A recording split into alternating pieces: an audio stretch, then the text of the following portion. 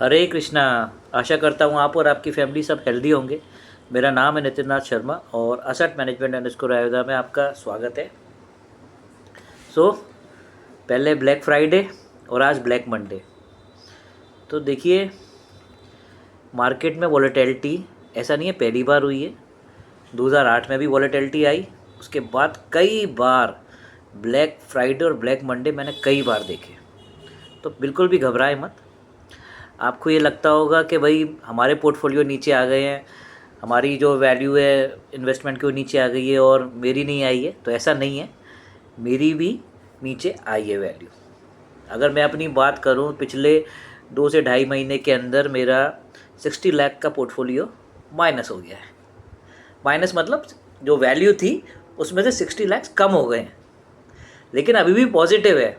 मतलब जहाँ 15% के रिटर्न आ रहे थे मुझे, वो घट के आज 9% पे रह गए हैं। मतलब 8.5-9 के बीच में। लेकिन अच्छी बात यह है कि पॉजिटिव है।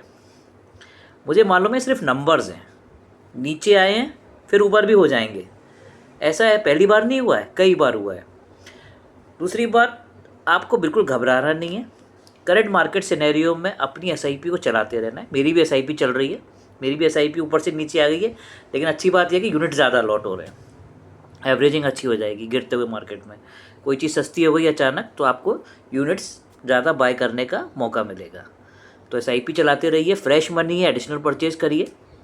लिक्विड में जिसके पास पैसा पड़ा है वो एसटीपी चलाए या धीरे धीरे करके एडिशनल परचेज या स्विच करता रहे। तो एक एवरेजिंग करना है। मतलब कहने का मतलब है कि अपॉर्चुनिटी है मार्केट के, जो गिरने की जो अपॉर्चुनिटी है ये कई सालों में आती है। जिसने भी पैसा बनाया है हमेशा गिरते हुए मार्केट में इन्वेस्ट करके बनाया है। लोग बाग उल्टा करते हैं, गिरते हुए मार्केट में से पैसा निकाल लेते हैं और जब मार्केट चढ़ जाता है तब वो इन्वेस्ट करते हैं। इसीलिए वो ज़्यादा पैसा नहीं बना पाते। बना तो लेते हैं, लेकिन जहाँ पैसा कई टाइम्स आपका बढ़ने वाला होता है वो थोड़ा एक लिमिट रेंज में रह जाता है। तो इसलिए अपॉर्चुनिटी है मार्केट में गिरावट, इसको इनकैश कीजिए। डिस्काउंट लगी है, हैवी डिस्काउंट सेल है।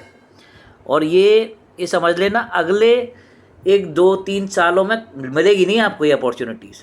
मतलब अगले आप साल देखोगे, अगले 2 साल में देखोगे मार्केट इतना तेज़ चला जाएगा ना, आप पकड़ नहीं पाओगे मार्केट को। तो इसलिए फ़ायदा उठाएं, गिरते हुए मार्केट का फ़ायदा उठाएं।